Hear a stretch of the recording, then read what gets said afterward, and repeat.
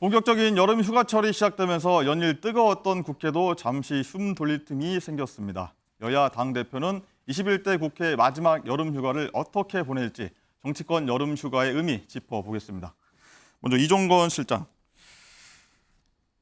김기현 국민의힘 대표가 먼저 여름 휴가 스타트를 끊었습니다. 이미 베트남으로 떠났다고 하는데 어떤 계획을 세워서 돌아올까요? 첫째도 총선, 둘째도 총선이겠죠. 이제 돌아오면 바로 9월 정기국회가 열립니다. 네. 정기국회 열리는 와중에 그다음부터는 계속 이제 총선 이슈들을 이끌어 나가야 되지 않겠습니까? 이번에 이 베트남에서 휴가를 보내면서 저는 두 가지를 확실하게 계획을 세워야 된다고 봅니다. 네. 하나는 인재 영입을 어떻게 할 것이냐. 네. 4년 전에 국민의힘이 참패를 한 가장 결정적인 요인이 새로운 수요를 제대로 하지 못했다. 네. 지금 110명의 그런 국회의원들, 물론 초선 의원들, 열심히 하는 의원들 많습니다만 그럼에도 불구하고 이번에 정말 총선에서 어떤 사람들을 꾸려서 정말 그 사람들이 잘했다라고 이름을 기억할 수 있는 초선 의원들이 몇 명이나 될까? 이것을 생각해 보면 인재 영입에 완전히 어떤 계획을 세우느냐에 따라서 총선이 달라질 것이다. 뭐 김 대표가 3월 달에 이미 인재 영입 위원장은 자기가 하겠다 이렇게 네. 얘기를 했거든요. 그러니까 구체적으로 어떤 인물을 어떻게 수혈하겠다라는 그림이 그려져야 되고, 두 번째는 공천관리위원장입니다. 누구를 할 것이냐, 공천룰을 어떻게 할 것이냐. 새로운 사람은 정하되 또 나갈 사람의 잡음을 최소화해야 되거든요. 이 두 가지가 아마 김기현 대표의 가장 큰 숙제가 되지 않을까 싶습니다. 네, 그렇군요. 한민수 더불어민주당 대변인, 이재명 더불어민주당 대표도 역시 곧 휴가 예정이라고 합니다. 이 대표는 어디서 언제 어떤 휴가를 계획하고 있을까요? 제가 듣기로는 처음 휴가 나왔을 때 대표의 첫 반응은 굳이 일도 많은데 내가 휴가를 가야 되나? 근데 주변에서 그러시면 안 됩니다. 네.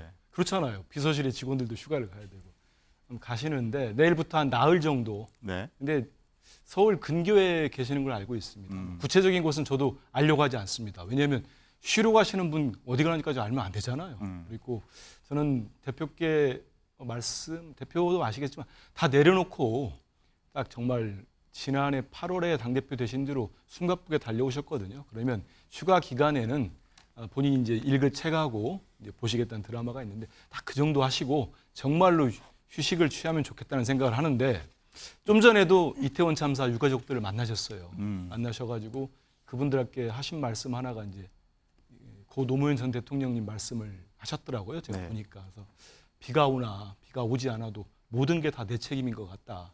그 지도자의 책임 아니겠습니까? 그래서 그런 말씀을 들으면 저는 뭐 당내 상황 아니면 무슨 대통령 처가 고속도로 문제랄지 뭐 후쿠시마 원전 오면서 방류 이런 것보다는 저는 당대표께서는 최근에도 이제 여러 가지 민생 행보를 하시면서 한 얘기가 있어요. 네. 이번에 35조 원 저희들이 민생의보 프로젝트인데 항목이 한 20가지 됩니다. 그래서 저는 지금이라도 정부 여당이 재정 건정성도 좋습니다만 지금은 국간을 지키는 게 중요한 게 아니고 우리 민생을 지키는 게 중요하다고 봅니다. 그래서 그러기 위해서는 꼭 필요하다는 거. 그리고 저는 예측컨대는 대표가 휴가 기간에 다른 생각 안 하셨으면 좋겠습니다만은 하신다면 결국 민생 부분 이런 부분들을 어떻게 바로 정기국회가 시작되거든요. 네. 이제 8월 결산국회 정기국회 시작하니까 정기국회 때 어떻게 이제 민생이나 경제 문제를 좀 회복시키고 보듬을 수 있을지 이런 고민을 많이 하실 걸로 봅니다. 네, 그렇군요.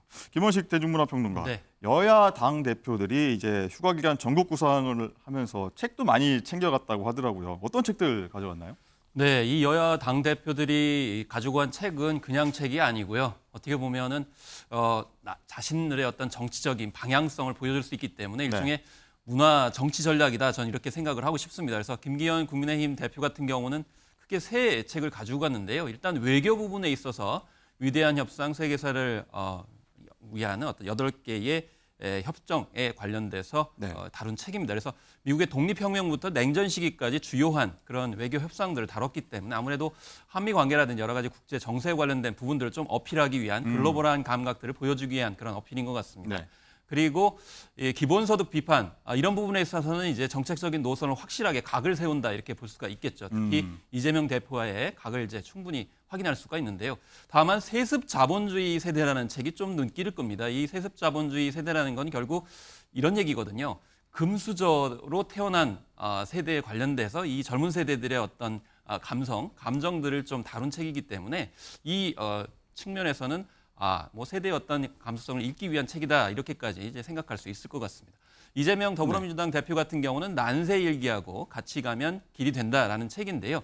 이 난세일기 같은 경우는 난중일기가 아니고 도올 김용옥 씨의 이제 책이 되겠습니다. 시국에 관련된 굉장히 울변을 토하는 그런 책이기 때문에 확실하게 이것도 이 주제 의식을 가지고 있는 책이라고 볼 수가 있겠습니다. 정치에 관련된 책이 있고요. 그다음에 같이 가면 길이 된다 같은 경우에는 지금 노동 현장에서의 이제 안전사고 문제 등을 집중적으로 다루고 있는 책이기 때문에 이것도 아마 젊은 세대를 중심으로 한 그런 노동 안전 문제 등을 어필하기 위한 그런 측면이라고 볼 수가 있겠습니다. 네, 국민의힘 김병민 최고위원이 김비연 대표가 갖고 간 책을 설명했는데 한번 듣고 가도록 하겠습니다. 김기현 대표가 휴가 가면서 읽은 책이 세습 자본주의 세대라는 책을 가지고 갔다. 예, 이거 저 때문에 갖고 간 것 같은데요. 제가 그 추천사였었거든요. 80년대생들 옛날에 88만 원 세대라고 들어보셨죠? 그 88만 원 세대가 성장해서 윤석열 대통령 후보에게 굉장히 많은 표를 줬는데 과거에는 이제 문재인 대통령 그리고 그 뒤로 넘어가게 되면 노무현 전 대통령이 찍었던 그 30대 세대가 왜 변심을 하게 됐는가에 대한 80년대 세계 책입니다. 이게 굉장히 흥미로운 대목인데 그 80년대생들이 윤석열 대통령을 찍고 난 다음 지금 다시 또 고민을 하고 있는 세대로 돌아섰다는 거거든요. 내년 총선의 타겟층은 2030 MZ세대 이 얘기구나. 그래서 캐스팅 보터의 이 80년대생들의 마음을 어떻게 잡을 것인가 이걸 휴가 동안에 제대로 공부하고 오겠다는 것 같습니다. 이런 가운데 이재명 대표는 요즘 화제가 되는 웹드라마죠. DP2를 시청할 계획이라고 밝혔습니다. 읽을 도서를 공개해도 드라마를 보겠다는 건 굉장히 좀 이례적인 일인데 이와 관련해서 이재명 대표와 민주당 관계자의 목소리 한번 들어보겠습니다. 휴가는 어디로 가세요? 생각 중입니다. 좋은 데 있으면 추천 좀 해주세요. 뭐 가서 혹시 뭐 책을 읽으신다거나 계획하시는 거 있으신지? 발표된 내용이 있으니까 DP를 특별히 선택했습니다.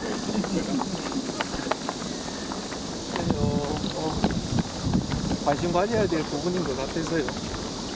이게 아시겠지만 DP1이 되게 인기를 끌었어요. 네. 이 군대 어떤 부조리 문제를 나온 건데 사실은 어찌 보면 그 당시에는 뭐 탈영병 문제 뭐 이런 거였지만 이제 군내 이제 부조리 고발하는 이런 거였거든요.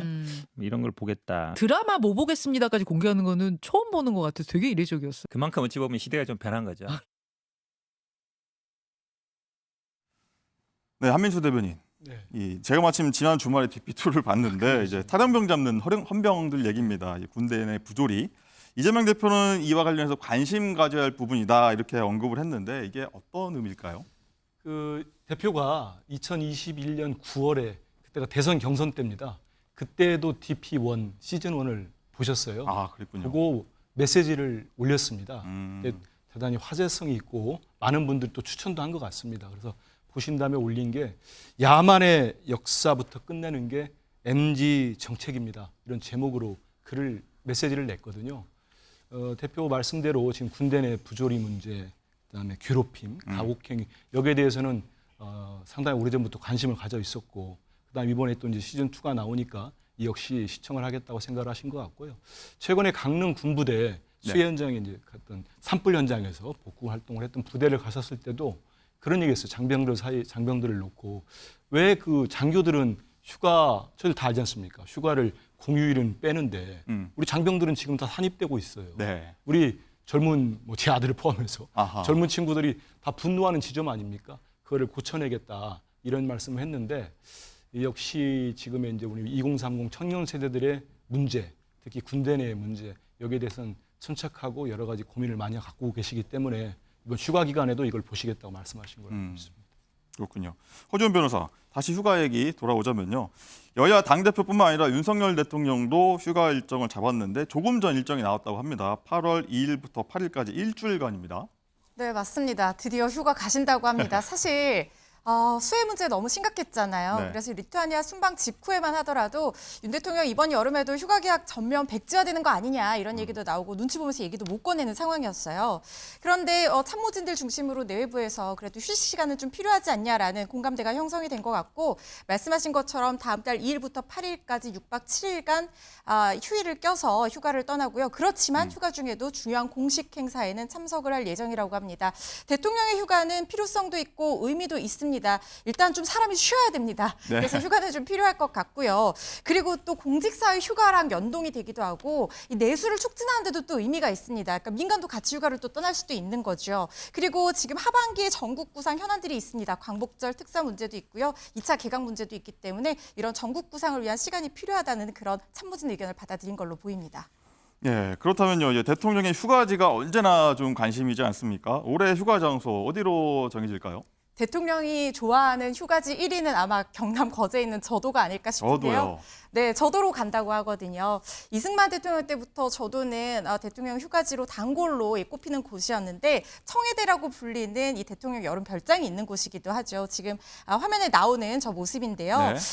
원래 윤 대통령이 작년 8월에도 첫 휴가 당시에 저도를 가서 좀 지방 휴양지도 보고 또 민생 현장도 찾으려고 했었는데 갑자기 이 지역에 휴가 가면은 여기가 지금 민간에 개방이 됐기 때문에 문재인 대통령 이후 때부터요. 그래서 이 다른 시민들이 좀 혹시나 불편하지 않을까 해서 휴가 계획 취소하고 이 서초동 사저에 머물렀었거든요. 올해는 저도를 방문할 걸로 보입니다. 그렇군요. 이종근 실장. 네네. 역대 대통령들 보면 휴가 기간에 새로운 국정 운영 구상을 제시해서 좀 계기로 삼는 걸 보여왔는데 재충전하면서 윤 대통령은 이번 여름 휴가는 어떤 구상을 좀 할 것 같으세요?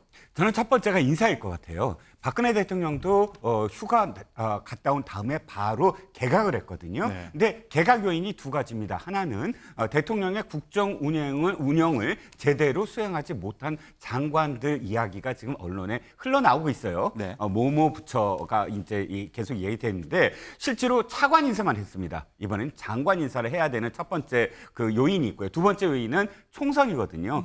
장관들 중에 또는 지금 대통령실 중에 있는 그런 그 참모들 중에 총선을 앞두고 원래 법적 허용하는 그런 기간이 있습니다. 그렇다면 그 올해 내로 사실은 다 정리를 해야 되는 상황입니다. 그래서 돌아온 다음에 개각을 언제 할 것인가, 폭을 어떻게 할 것인가 이 두 가지가 가장 중요할 것 같고요.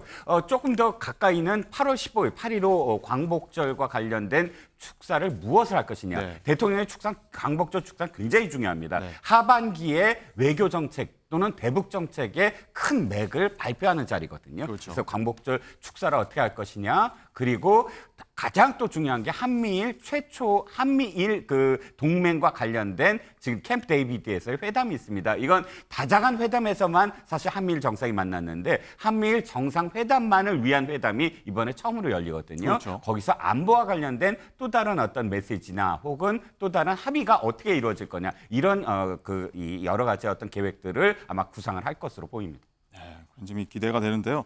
김원식 평론가. 네. 역대 대통령들은 어디를 좀 찾아서 휴가지를 즐겼는지 한번 소개해 주실까요? 네. 그래서 이제 가장 많이 방문을 했던 곳이 이제 청남대죠. 그래서 청남대. 남쪽에 있는 청와대라는 뜻을 가지고 있는데요. 역대 대통령들이 이제 가장 많이 방문을 해서 대통령이 되면 당연히 가는 휴양지로 이름이 높죠. 그래서 이제 전두환 전 대통령 때 이것을 이제 만들었는데 너무 이제 대청호 주변이 굉장히 아름다웠기 때문에 이제 만들었다고 합니다. 사실 대청호 주변도 아름답습니다만 이제 들어가는 길이 상당히 이제 아름다워서 결국엔 김영삼 전 대통령 그리고 김대중 전 대통령도 애용을 했고 나중에 노무현 대통령이 이제 개방을 하게 되면서 많은 국민들이 실제로 드나들게 됐습니다. 그래서 앞서서 말씀드린 저도 같은 경우는 또 이제 바다 위에 있기 때문에 그런 별칭까지 얻게 됐었는데요. 사실 이 저도 같은 경우에는 박정희 전 대통령이 이곳을 굉장히 중요하게 생각을 해서 다시금 이승만 대통령 이후에 애용을 했던 그런 측면이 있고 그래서 2013년에 박근혜 전 대통령이 실제로 방문을 해가지고 여기에서 추억이라는 글씨를 썼었거든요. 이 추억이라는 것이 1975년에 박정희 전 대통령이 썼던 시의 이름이기도 하고 또 이때 당시에 유경수 여사가 세상을 떠난 후이기 때문에 그런 그리움이 담긴 측면에서 화제가 많이 됐었고 문재인 대통령도 이곳을 2019년에 휴가지로서 방문을 하셨는데 노무현 대통령과 마찬가지로 네. 개방을 하는 그런 측면이 있습니다만은 해골 시설 등 이제 주요 시설 같은 경우는 지금 현재 개방이 안 되고 있는 그런 상황이고요. 또 특히 7월 한 달간은 입도가 불가능했고 또 8월 1일부터 예약이 가능한 그런 상황이기 때문에 아마 8월 1일부터. 많은 국민들은 이 부분에 많이 관심이 있으실 거라고 생각이 듭니다. 그렇군요. 네, 모쪼록 여야 당 대표와 대통령 모두 재충전하시고 활력 넘치는 일상 만들기를 기대해 보겠습니다.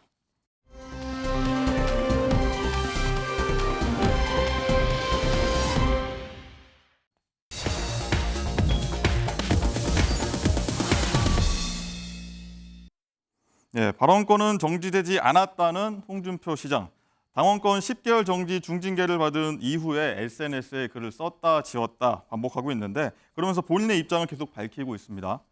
허지원 변호사, 지난 주말에도 글을 또 썼습니다. 이번에는 뭐라고 썼죠? 지난번에 징계를 순순히 받아들이는 듯 하면서도 3년이 남아있다는 묘한 여운을 남겼었는데요. 이번에는 좀 더 본격적으로 유감을 표시한 것이라는 생각이 네. 듭니다. 자신의 SNS를 통해서요. 정치판은 하이에나 떼들이 우글거리는 정글과 같은데 하이에나 떼들에 내가 한두 번 당한 것은 아니지만 나를 잡범으로 취급한 것이다. 이렇게 좀 직설적인 표현으로 유감을 표현을 했습니다. 그러면서도 이 힘을 합쳐도 어려운 상황인데 나까지 내치고도 총선이 괜찮겠느냐면서 나는 총선까지 쳐냈지만 이준석도 안고 유승민도 안고 가라. 가뜩이나 허약한 지지층이다. 그런 게 바로 정치다라는 글을 썼는데요. 네. 그런데 또 흔들리나 봅니다. 글을 썼다가 또 지웠습니다. 아, 그랬군요. 이정근 실장. 네네. 말씀하셨는데 잡범 취급한 건 유감이다. 또 하나가 있습니다. 황교안이 망한 것도 쫄보 정치를 했기 때문이다라고 썼는데 이걸 김기현 지도부를 겨냥해서 썼다는 얘기가 좀 나오더라고요. 네, 그렇죠. 당연히 뭐 김기현 대표를 지도부가 아니라 거의 김기현 대표를 겨냥한 것 같아요. 왜냐하면 황교안 대표 쫄보 정치가 당시에 그 지방선거 때 자신을 공천하지 않고 또 그 다음에 지금 그 무소속으로 나와서 대구시장이 됐지 않습니까? 네. 그러니까 황교안 대표가 당시에 탈당해서 당선되더라도 복당 금지다. 네. 여기에 대해서 쫄보 정치다 그러고 그 비판을 했거든요. 아마도 김기현 대표를 향해서 지금 지금 소회를 밝히고 있는데 이 홍준표 시장이야말로 사실상 인정투쟁을 잘하는 사람입니다. 날 인정해달라. 네. 나를 잠재적 대통령 후보로서 인정해달라. 네. 그럼 날 내치면 잠재적인 어떤 그런 경쟁자를 내치는 거 아니냐. 이러면서 인정을 해달라는 그런 인정투쟁을 하지만 그럼에도 불구하고 이번엔 이 투쟁이 제대로 먹힐 건가. 사실 지난번에 작년입니다. 작년 8월에 김성원 의원이 솔직히 비 좀 더 내렸으면 좋겠다. 수해 복구 현장에서 그 표현을 하는 바람에 당 지지율이 사실 급락을 했었거든요. 그래서 수해와 관련된 트라우마가 있는 정당의 시장이 자신의 어떤 공무원들은 가서 일을 해라, 비상대기를 해라 해놓고서 자신은 골프를 치러 갔다. 그리고 더군다나 거기에 대해서 기자들에게 하는 말이 난 절대 사과하지 않을 거다. 이런 고압적인 자세를 유지한 건 지난번에 김성원 의원이 6개월 정지잖아요. 거기에 4개월의 그 플러스 시장으로서 골프를 친 것까지 포함한다면 결코 이것이 과다하다고 볼 수 없는데 그럼에도 불구하고 이렇게 뒤끝을 장렬하고 있습니다. 네. 한민수 대변인. 네. 홍준표 시장 얘기 중에 하나가 가장 지금 화제가 된 게 나는 쳐냈지만 이준석, 유승민은 안고 가라. 이 얘기가 가장 좀 화제가 된 것 같은데 여당이 비윤계를 끌어안고 가야 한다고 밝힌 것 같은데 어떻게 보십니까? 일단은 사람이 글을 쓰고 지우기를 반복하는 거는 자기 마음도 잘 모를 때가 그래요. 그리고 흔들릴 때. 네. 근데 지금은 제가 볼 때는 홍 시장이 지금의 공경한 처지가 현타라고 하나요? 현실이 딱 오니까 확 느꼈다가 분노했다가 또 지울 때는 이거 좀 심한가? 이런 생각하는 건데 이렇게 이준석과 유승민 두 분이 누굽니까?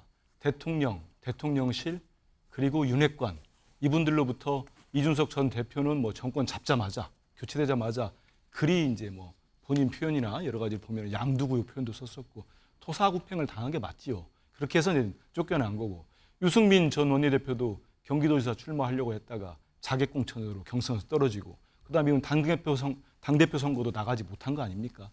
대표적으로 지금 탄압받는 두 정치인이에요. 유력한 정치인.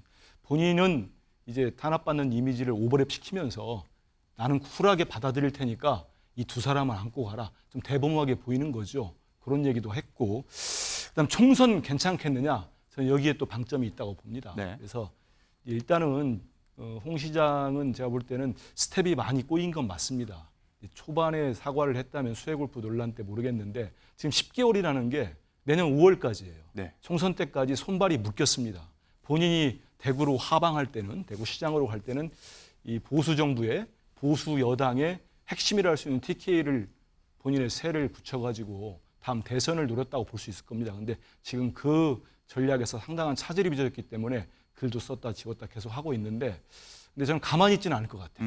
홍 시장이 계속적으로 무슨 메시지를 던질 겁니다. 네. 설사 그걸 또 지우더라도.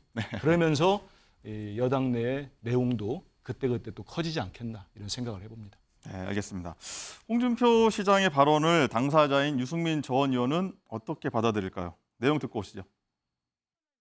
네. 아유, 그 양반에 대해서 제가 전혀 이야기를 안 하고 있었는데 네. 그걸 또 물으시네요. 근데 그 양반은 대구 경북은 한 그거예요. 한 뿌리예요. 근데 그 대구 시장이 수해 때 그래 골프를 치놓고 얼마나 잘못했는지 입 다물고 반성하고 있어야지. 자기는 뭐 이런 데다고 내가 기죽고 사과할 줄 아냐 그러다가 네. 뭐 또 며칠 만에 꼬리를 내리고 그러다가 또 억울한지 무슨 과하지역 그랬다가 또 뭐 몇 시간 만에 페북 글을 내리고 평소에 수해 봉사활동도 안 가시던 분이 갑자기 수해 봉사활동을 제가 그분을 보면 우리 정치인의 신뢰성 이런 거는 일관성에서 나오는 거거든요. 네.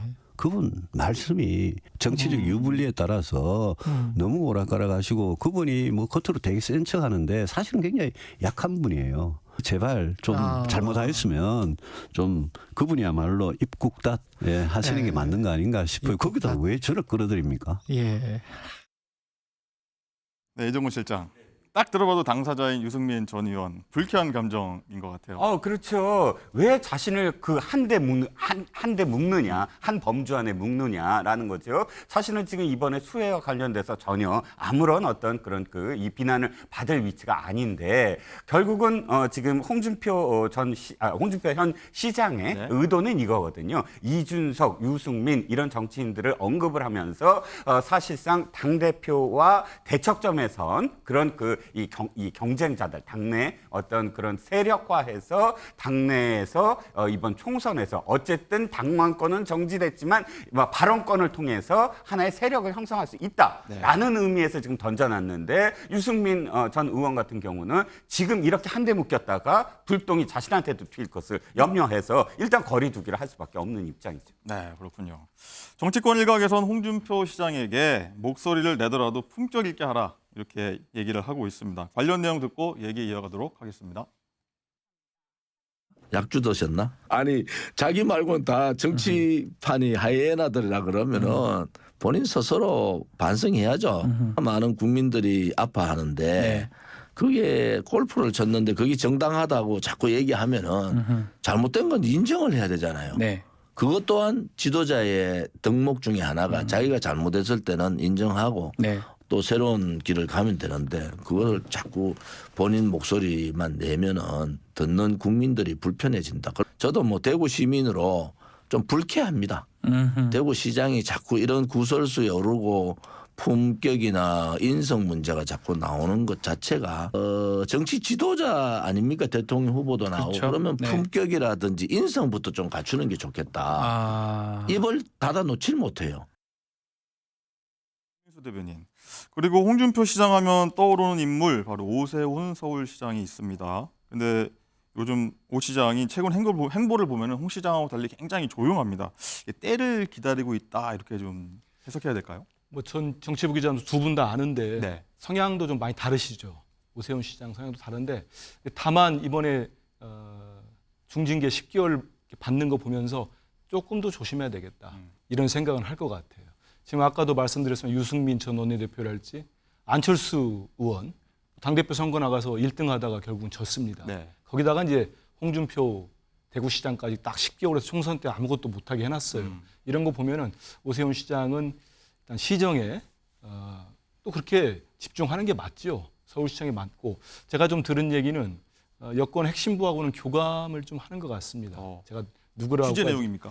예, 취재를 다 했는데 말씀드리기는 뭐하고 근데 여권 진짜 핵심부랑 이렇게 여러 가지 얘기를 오세훈 시장 측하고 좀 하고 있다는 얘기를 들었어요. 그거는 본인이 다 이게 이분들이 이른바 윤 대통령 다음을 생각하는 뭐 잠룡이랄까요? 대선 예비후보들 아니겠습니까? 이런 분들 입장에서는 본인이 어떤 스탠스를 갖고 있는 게 지금 낫느냐 이런 판단을 할 텐데 오세훈 시장은 일단 낮은 자세 겸 여권 핵심부와 좀 스킨십이랄지 뭐 접촉면을 넓혀가는 실제로 그런 면들이 조금 보입니다. 네, 그렇군요. 말 나온 김에요. 이준석 전 대표 얘기도 한번 해보겠습니다. 이준석 전 대표 사흘 전에 유튜브 채널을 개설을 했습니다. 여기서 여의도 정치를 바꿔보겠다 이런 얘기를 했는데 관련 영상 먼저 보고 오시죠. 나는 그냥 정책적인 것만 한번 다뤄보는 방송을 해보고 싶다. 정책을 얘기하는 유튜브를 한번 해보자. 프로그램 이름은? 프로그램 이름은? 여의도를 바꿔보자. 리빌딩 해보자. 그래서 재건축? 바로 여러분이 조합원이 되십시오. 네, 그런 정책 대안에 초점을 맞춘 것인지 아니면 그동안 해왔던 이른바 윤석열 정부에 대한 계속되는 비토의 연장성산에 있는 것인지 좀 봐야 될 필요가 있을 것 같고 제목이 여의도 재건축 조합인데 상계동 재건축에 좀 관심을 가졌으면 좋겠어요. 특히 상계동이나 노원 같은 경우는 재건축이 정말 뜨거운 이슈거든요. 내년 총선에서 상계동이 진심이라고 했던 이 전 대표에게 꼭 필요한 지점이 아닌가 얘기를 드리고 싶습니다. 네, 화면 보시면요, 이 각자의 역할들이 나와 있습니다. 이종건 실장. 네. 자, 국민의힘 김병민 최고위원이 굉장히 이 전 대표를 비난을 했습니다. 어떻게 바라보십니까? 네, 어쨌든 김병민 최고위원도 청년 정치를 지금 표방하고 나서지 않습니까? 네. 그러니까 이준석 전 대표가 표방하는 그런 청년 정치, 청년을 대변하는 정치에 대해서 비판할 수 있는 그런 선상이 있다라고 김병민 아마 최고위원은 생각한 것 같아요.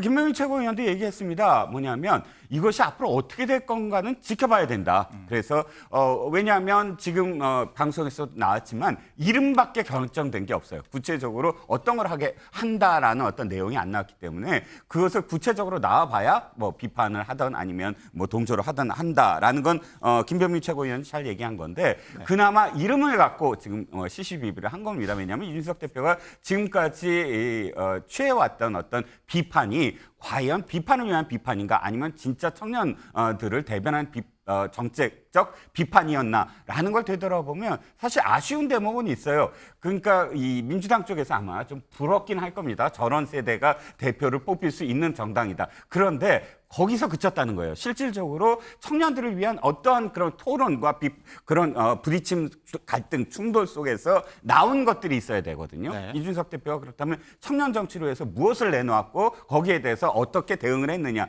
이런 것이 앞으로 돼야만 한다라는 의미에서 상계동 재건축부터 해야 되는 거 아니냐라는 그런 비판을 한 것 같습니다. 네, 그렇군요. 이 언급된 인사들 비윤계라고들 하는데 앞으로 이들 행보가 어떻게 될지 좀 더 지켜보도록 하겠습니다.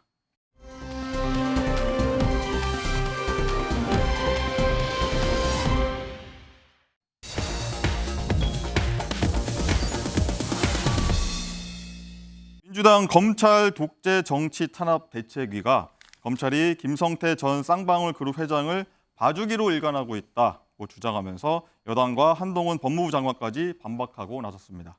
허주연 변호사, 먼저 어제 민주당 대책위가 낸 입장문 어떤 주장이 담긴 건가요? 그러니까 김성태 회장이 이재명 대표에게 다소 불리한 진술을 해왔고 네. 앞으로도 불리한 진술하도록 유도하기 위해서 일종의 사법 거래로 봐주기식 수사를 한 것이 아니냐 이런 의혹을 제기를 한 건데요. 대책에 따르면 대책위가 공소장을 분석을 해봤더니 김 전 회장이 반복적으로 주가를 조작해서 이득을 봤다 이런 의혹이 공소장에 적시되어 있는데도 불구하고 정작 기소는 자본시장법상 시세 조종 혐의는 빠지고요. 대신에 이 증권의 발행과 유통에 관련한 사기적 부정거래 혐의만 적용이 됐다 이렇게 주장을 했습니다. 그러니까 이 전체적인 어떤 혐의 자체가 축소가 되면 이득이익이 줄어들게 되고 그러면 가중처벌 가능성도 좀 줄어들게 되는 거거든요. 바로 이런 점을 짚은 것으로 보이고요. 여기에 대해서 민주당 이재명 대표도 김성태 회장이 800만 불을 해외로 빼돌려서 북한에 몰래 줬다고 하는데 이거를 이 특가법상 재산 국외 도피죄라든가 국가보안법 위반 혐의는 상대적으로 중범죄인데도 적용을 하지 않고 상대적으로 가벼운 외국환 거래법 위반 혐의만 적용했다. 이런 부분에 대해서 의혹을 제기를 하고 있거든요. 네. 거기에 더해서 이 쌍방울의 이 사진이 윤석열 라인으로 가득 차 있다. 뭐 이런 얘기도 나오고 있는데 검찰은 의혹을 부인하고 있습니다. 전환 사채로 이득을 본 것이 모두 시세 조종 혐의에 해당하는 것은 아니고 검수완박 법안에 따라서 국가보안법 위반은 검찰의 수사 영역이 아닌데다가 김성태 회장은 방북 비용을 대납한 혐의를 받고 있기 때문에 자신의 재산을 외국으로 빼돌려서 축적하고 은닉할 때 처벌되는 특가법은 적용 대상이 아니다라고 맞서고 있습니다. 네.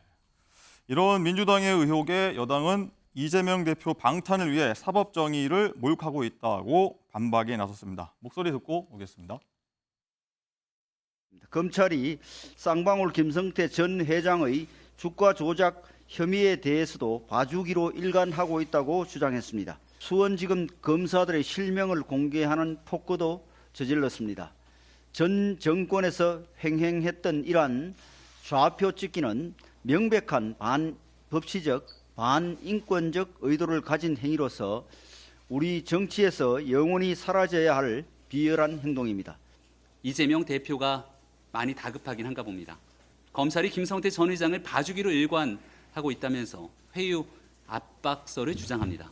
사법방해 즉각 중단하고 성역 없는 수사로 누가 쌍방울 대북 송금의 주범인지 밝히는 진상 규명에 협조해야 할 겁니다. 민주당의 이재명 일병 구하기가 점입 가경입니다. 이제는 쌍방울 김성태 전 회장을 엄벌하라며 자신들이 수사기관인 것처럼 월권을 행사하고 있습니다. 쌍방울 대북 송금 사건의 진실이 드러나는 게 얼마나 무서우면 이런 추태를 보이는 것입니까? 네, 이종근 실장. 네. 검찰이 김 전 회장의 국보법 그리고 특정가법 위반 혐의는 물론 주가 조작 혐의에 대해서도 봐주기로 일관하고 있다 하고 야당이 문제 삼은 건데 어떻게 보십니까?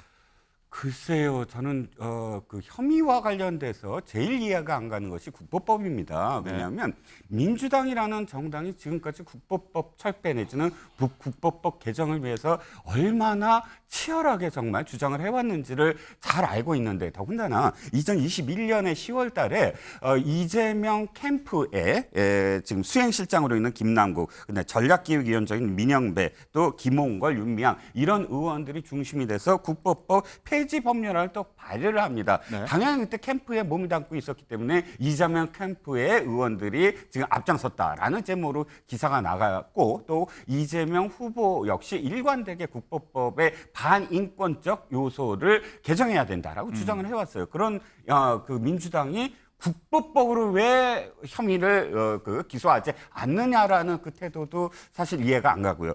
또 하나 뭐 주가 조종과 관련돼서 나노스를 언급을 하면서 또 친윤계 검사들이 검사 출신들이 뭐 사회이사다 이건 거의 자학을 하는 게 아니냐. 왜냐하면 나노스와 관련해서는 이재명 경기지사의 지금 변호사 출신인 나승철 변호사가 사회이사로 재직을 하면서 한 번도 회의에 참석하지 않아하고 1,000만 원이 넘는 그런 그 사회이사와 관련된 봉급을 받아서 이게 변호사비 대담 아니냐라는 의혹을 받고 있는 그 나노스입니다. 네. 더군다나 또 아태협의 이 아태협 행사를 경기도가 얼만큼 사실 중점적으로 했습니까? 근데 쌍방울이 아태협과 관련돼서 사무실, 대협이 대신 내줘 또 각종 그런 행사들에 전부 다 후원을 독차지해서 해줬습니다. 그렇다면 상당히 고마워해야 되는데 그럼에도 불구하고 쌍방울 김성태 회장을 왜 기소를 제대로 안 했느냐? 또 기소 내용을 제대로 보면은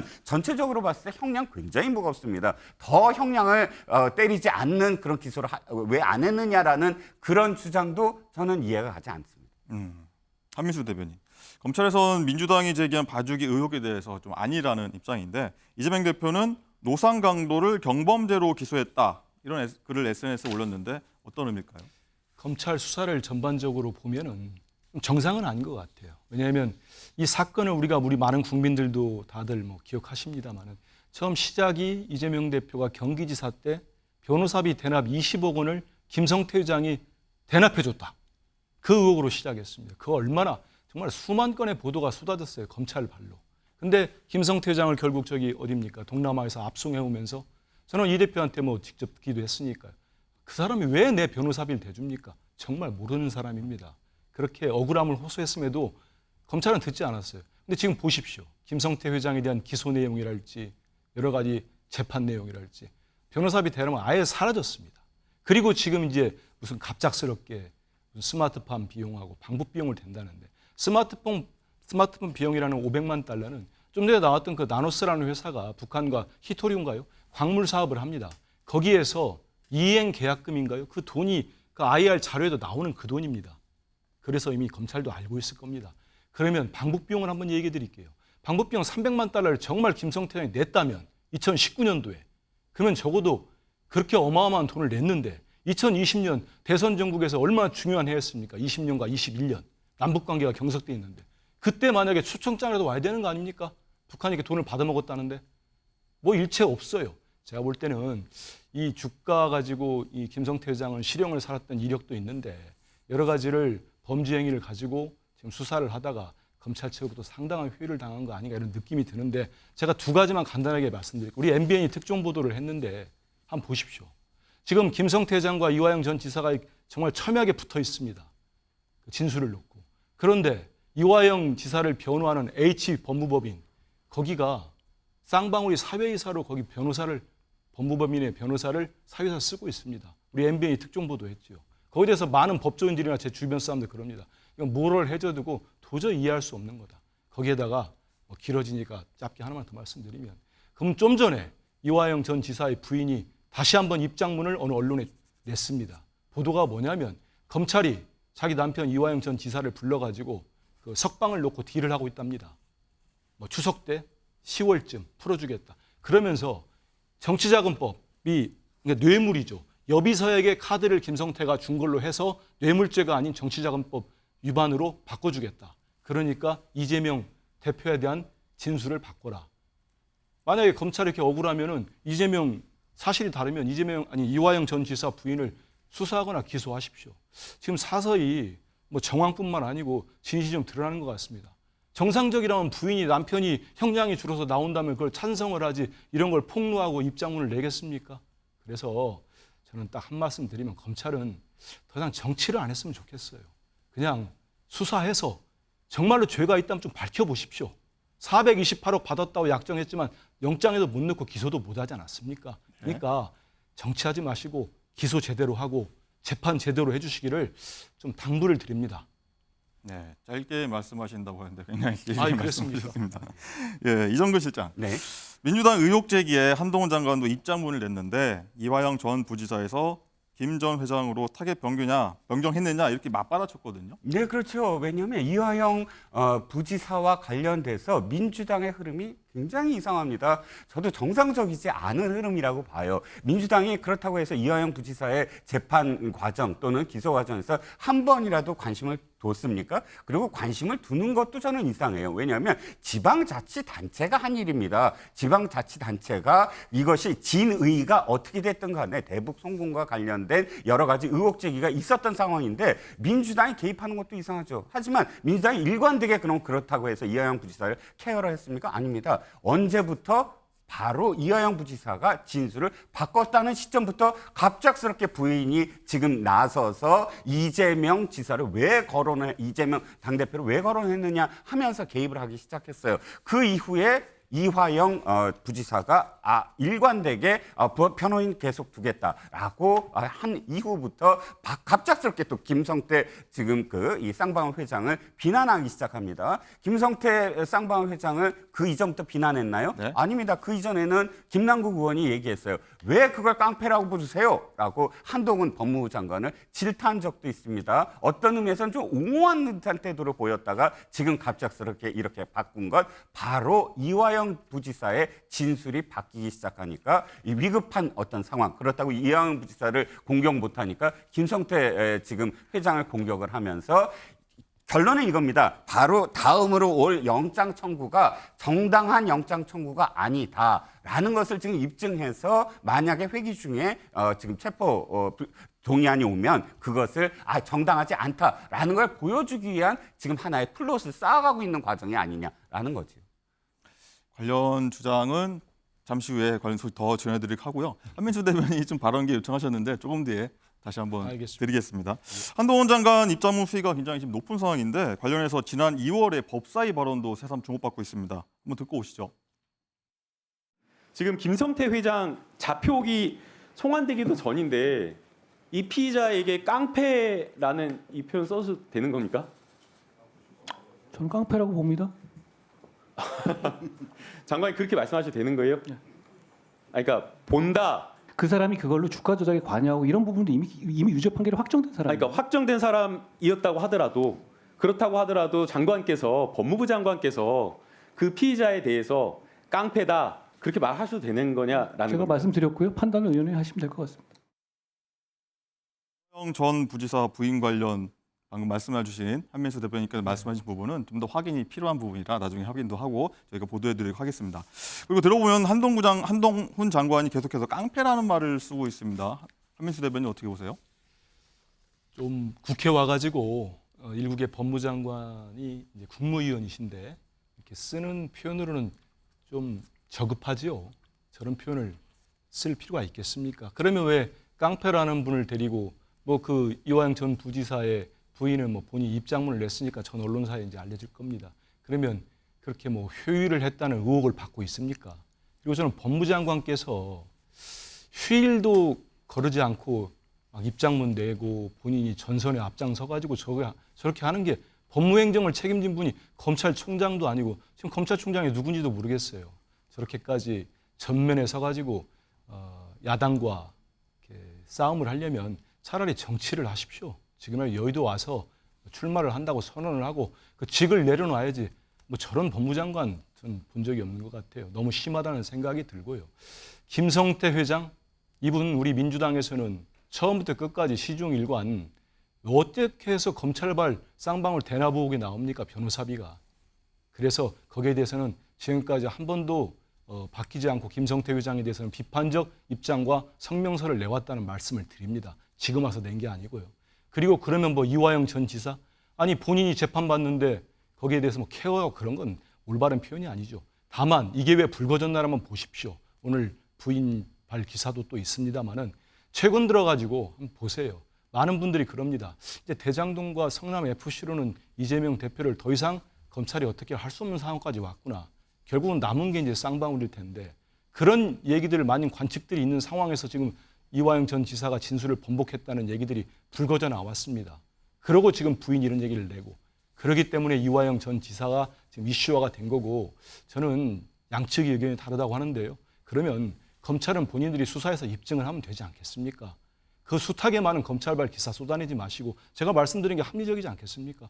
검찰은 수사권, 기소권 다 갖고 계시는데 야당이 할 수 있는 게 뭐 있습니까? 입장문 내고 논평 내는 거 말고 더 뭐가 있습니까? 그러니까 공정하게 좀 재판에 가서 다룰 수 있도록 재판도 시작되기 전에 범죄자 프레임 만들어가지고 나쁜 사람 만들지 마시고 나쁜 정당 만들지 마시고 제대로 한번 다뤄봤으면 좋겠다. 이런 말씀 꼭 드립니다. 네, 이 대표의 10월 퇴진서까지 나오고 있고 민주당의 부진한 지지율까지 더해지고 있어서 좀 지지부진하다고 평가받는 더불어민주당이 어떻게 돌파할지 한번 지켜보도록 하겠습니다.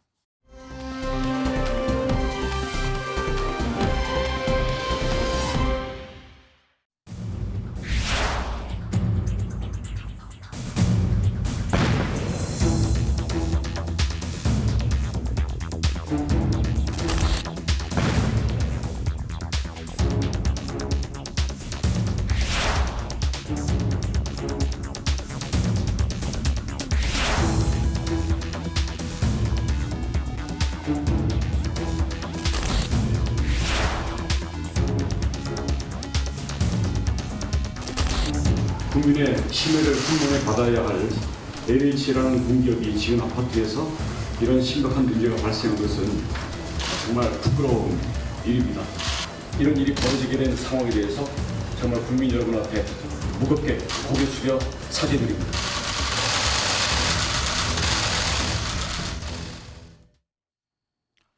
네, 인천 검단 신축 아파트 지하 주차장 붕괴 사고 결정적 원인으로 철근 누락이 꼽히고 있습니다. 그런데 이 인천 신축 아파트와 같은 문제가 다른 곳에서도 추가로 확인되면서 윤석열 대통령과 원희룡 국토부 장관의 질타가 이어졌습니다. 어떻게 된 일인지 한번 살펴보도록 하겠습니다. 허지원 변호사, 이 붕괴 사고가 난 인천 신축 아파트 발주처였던 LH 아파트에서 또다시 문제가 발생했더라고요. 네, 지난 4월에 이게 지금 90년대도 아니고 인천 검단의 신축 아파트 지하 주차장에서 붕괴 사고 원인으로 철근 누락이 꼽히면서 이 사고가 났는데요. 이게 굉장히 부실공사가 좀 없어졌다고 생각했는데 굉장히 충격을 주는 사건이었습니다. 그런데 이번에도요, 이 한국토지주택공사가 발주한 아파트 91곳을 전수조사를 해봤더니 그중에 무려 15곳에서 철근이 누락된 사실이 확인이 된 겁니다. 이게 정말 위험한 게요. 지금 이번에 누락된 곳으로 알려진 곳이 무량판 구조예요. 여기는 보가 없고 기둥이 지붕을 받치는 층고가 높은 구조로 되어 있거든요. 그렇다고 하면은 보가 없기 때문에 기둥이 그만큼 더 튼튼해야지 붕괴를 막을 수가 있다는 건데 바로 이 기둥에 철근이 누락이 됐다는 겁니다. 10곳은 설계 단계부터 아예 철근이 빠져 있었고요. 5곳은 시공 과정에서 누락이 됐다고 합니다. 김원식 평론가, 오래 기다리셨습니다. 이런 부실공사 문제가 계속 반복되면서 윤 대통령이 전수조사를 지시했고요. 원 장관 역시 좀 칼을 빼든 모습입니다. 네, 일단 아파트 지하주차장 부실공사를 전수조사하라 이렇게 언급을 했기 때문에 이거는 인천에만 해당되는 것이 아니고 이제 전국적으로 문제가 이제 있을 수 있다라는 점을 이제 의식을 한 것이겠죠. 그리고 SNS를 통해서 원희룡 장관 같은 경우에도 다른 기업도 아니고 특히 국민 주거 안정을 담당해야 되는 그런 LH가 이렇게 부실공사를 하고 있다는 것이 말이 안 된다. 그래서 주무부처 장관으로서 이제 죄송하고 좌둔 우둔 이권 카르텔에 방점을 찍어가지고 이것을 해체하겠다 이렇게 강력하게 의지를 표명하고 있는 것이거든요. 그래서 반 카르텔, 자유 공정 정부라고 하는 윤석열 정부의 모토를 이제 들면서 강력하게 이야기하고 있기 때문에 그런 점에서 앞으로 이렇게 강력하게 얘기를 했기 때문에 이 즉각 수사 의뢰, 고발 조치를 통해서 뭔가 성과를 가시적으로 강력하게 보이지 않으면 오히려 원희룡 장관이 또 부메랑을 맞을 수 있는 그런 상황이 되는 게 아닌가라고 할 정도로 강력하게 어필을 했습니다. 네. 이정권 실장, 이런 문제가 반복되면서 신축 아파트 이거 무서워서 못 살겠다 이런 우려의 목소리, 걱정의 목소리 좀 많이 나오는 것 같아요. 네, 그렇습니다. 이번에 전수조사한 건 LH가 발주한 아파트만입니다. 91개 단지에서 15개 단지와 10개 단지, 즉 아예 시공 단계부터 아예 이 철근을 누락한 게 10개고 또 시공 단계에 있었지만 나중에 봤더니 철근이 누락된 게 15개 단지입니다. 그런데 진짜 걱정이 되는 건 그럼 민간 아파트는 철근이 있느냐? 이것도 좀 걱정이에요. 맞아요. 뭐 사이트에 커뮤니티에 쓴 글이 바로 몇 년 전에 쓴 글인데 코로나 시기에 신축한 아파트는 가지 마십시오. 철근이 다 빠져 있습니다. 이런 글이 지금 성지순례를 하고 있어요. 다 이게 맞췄다. 예언이다. 그만큼 당시에 부실공사가 많았다는 얘기거든요. 지금의 불안함은 LH를 뛰어넘어서 이제 민간 아파트의 전수조사까지 국토교통부가 어떻게 할 거냐. 여기에 지금 초점이 맞춰져 있어서 불안감도 확산될 것으로 보입니다. 네, 정말 철저한 조사를 토대로 시스템 만들어서요. 안전하게 살 수 있는 대책이 조속히 나왔으면 좋겠습니다.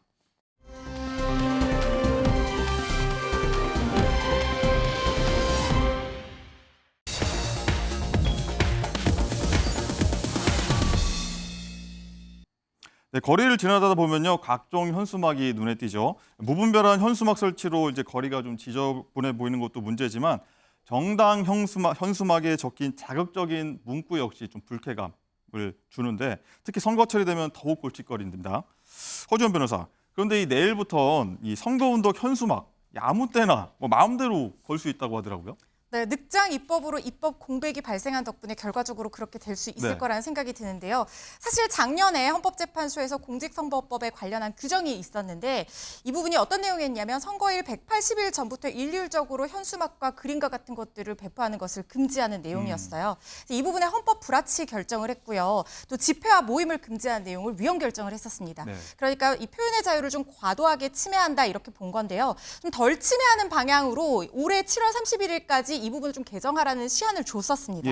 그런데 국회에서 이게 개정이 안 된 거예요. 그래서 입법 공백이 발생하는 바람에 지금 당장은 규율할 수 있는 근거 법령이 없어서 누구든지 아무 때나 마구 현수막을 걸 수 있는 상황이 초래가 될 수도 있는 거고요.